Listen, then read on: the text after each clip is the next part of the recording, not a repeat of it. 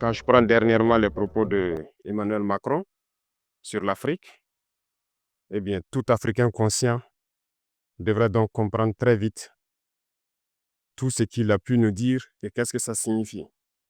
Le général Tiani a dit il n'y a pas longtemps du changement donc de tactique ou de stratégie des forces françaises en Afrique. Et je pense qu'il est venu le confirmer. Il s'agit de dissoudre et de garder un dispositif socle. Et Emmanuel Macron l'a si bien dit qu'on ne peut que le remercier pour cette sincérité. Même si certains ont voulu mettre la poudre aux yeux de leur population, mais la réalité finit par rattraper aussi. Ils ne partiront pas de certains pays. Ils ont juste dissous le dispositif.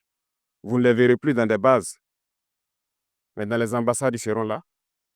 Ils vont constituer des sociétés de sécurité pour sécuriser leurs sociétés qui existent dans ces pays-là. Mais les soldats seront là. Mais vous ne les verrez plus en tenue ou rassemblés dans des bases. C'est tout ce que ça veut dire. Ils vont se réorganiser, mais seront là. Il a parlé de politesse vis-à-vis de certains chefs d'État en leur donnant la primauté d'annoncer donc la rupture ou le départ des forces françaises. Ça nous importe peu, on peut dire. Mais tout ce que nous savons, c'est que si vous voulez une rupture avec ces forces impérialistes, c'est simple, on dénonce les accords. Tout commence par là-bas.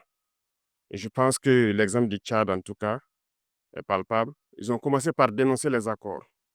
Sinon, si on ne dénonce pas les accords, juste dire que les bases quittent, on n'a rien fait. Parce que le problème se trouve dans les accords coloniaux de défense qui ont été signés depuis l'indépendance. Le plus dangereux n'est pas ceux-là que vous voyez dans les bases. Le plus dangereux, ce sont les conseillers militaires. Les conseillers militaires existent dans tous ces pays. Ils ont existé au Burkina aussi jusqu'en fin 2022, jusqu'à ce que nous prenions nos responsabilités. Et qui sont ces conseillers militaires? C'est ceux-là qui sont censés mettre en pratique la politique de la France ici. Ils doivent travailler à rendre nos armées très faibles pour que la France puisse toujours avoir l'argument d'exister ici. Sous Blaise Compaoré, ils avaient réussi. Nos sentinelles prenaient donc la garde avec des bâtons. C'est ça que la France veut de nos armées. Lorsque nous arrivons à cette étape, nous n'avons pas le choix que de vouloir qu'ils viennent s'installer. Mais l'armée burkinabé a réussi à un moment donné à se débarrasser des conseillers militaires. Malheureusement, je pense qu'en 2019, après l'opération Otapouano, où ces Français ont vu que l'armée burkinabé avait encore une capacité de réagir au terrorisme, ils ont appelé le chef d'état-major en France. Ils l'ont instruit de reprendre les conseillers militaires dans toute la structure. Eh bien, il n'a pas accepté, mais au retour au pays, les politiques l'ont instruit d'accepter les conseillers militaires. Et c'est là que les conseillers militaires sont revenus dans l'armée burkinabé en 2019. Avec toutes les conséquences qu'on connaît, l'armée était en train de disparaître dans les années 2020-2021.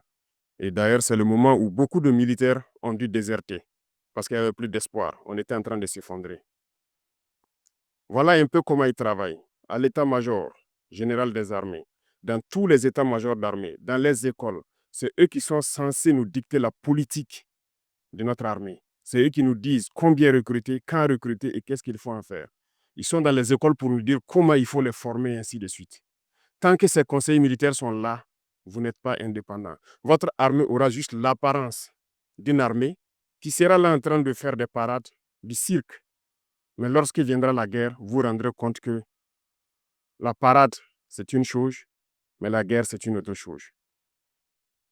Il faut rompre les accords. C'est la seule façon d'avoir une armée indépendante et se construire, être fort. Mais beaucoup de gens ne le comprennent pas peut-être. Et même avec ces accords, la France choisit dans nos États des élèves officiers pour aller les former. C'est à travers ces mêmes accords. Mais en réalité, ces officiers qui partent se former pour la plupart, pour la France, ils viennent pour servir l'État français dans leur pays. Ils ne viennent pas pour servir nos pays.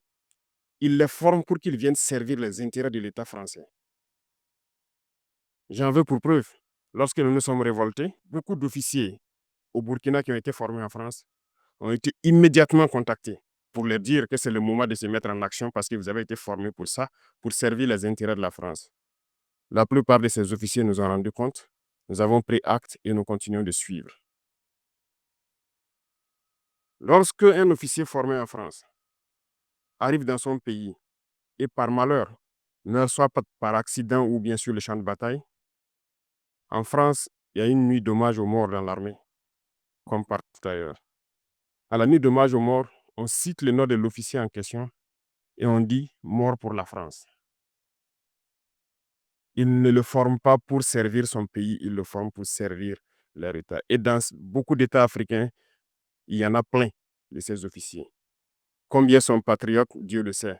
C'est une leçon que Emmanuel Macron a donnée encore aux chefs d'État africains, de se rattraper et de pouvoir vraiment mener cette lutte contre l'impérialisme. Mais en plus de ça, il a aussi insulté tous les Africains dans ses propos. Il y a une partie qui a retenu mon attention, là où il parlait d'ingratitude. Et que l'ingratitude est une maladie non transmissible aux humains. Lui, il est humain, notre ingratitude n'est pas transmissible à lui. Voilà comment ce monsieur voit l'Afrique, voit les Africains. Nous ne sommes pas des humains à ses yeux. Peut-être que c'est lui qui n'est pas humain, il ne se met pas dans la classe des humains. Mais s'il y a bien un ingrat, c'est bien lui. Je pense que s'il n'est pas athée et qu'il prie, à chaque matin qu'il se réveille et qu'il prie, il devrait aussi prier les Africains. Parce que c'est grâce à nos ancêtres qu'il existe aujourd'hui une France. Il devrait nous prier. À ses yeux, nous ne devons pas être des humains, nous sommes plus que des humains. Ce sont des messages très forts qu'il passe. Moi, je pleure le peuple français. Mais quand même, il est bien pour l'Afrique. Il est un mal nécessaire pour nous. Ceux qui veulent se réveiller, se réveillent. Ceux qui ne veulent pas se réveiller, comme on le dit, on ne peut pas réveiller quelqu'un qui ne dort pas. Les Africains doivent se réveiller. Nous devons travailler à être indépendants, à faire au moins ce que nos peuples connaissent le bonheur. Et la lutte contre l'impérialisme, c'est ça. Il faut décoloniser les mentalités, prendre en compte toutes ces données-là, parce que le monde nous donne tellement d'exemples à voir.